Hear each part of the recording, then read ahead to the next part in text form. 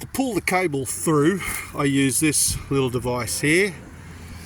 It is a snake, cable snake. I bought this from Jaycar, and those of you who know me well know I used to work at Jaycar.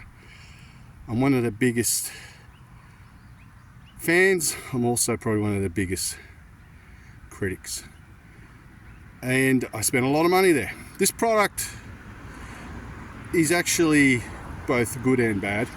It does a job nicely. In fact, it's really good. I think you could still get away with some medium gauge wire to do this job. Problem with this product that I have is that the spring mechanism is no good on it. But I only need a certain length, and that's the length that I've got there, and I just coil it up, zip tie it when I'm finished. So we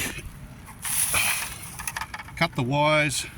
After we put this through the gate, I tend to start up the top, bring it down to the bottom there, coming out there, and then pull the wires back through slowly. And as you see, there's a bit of cable there that was taped on there before. That's how I get the tape on, get the cable on there, and then pull it through slowly so we don't cut it on the edges of the open pipe.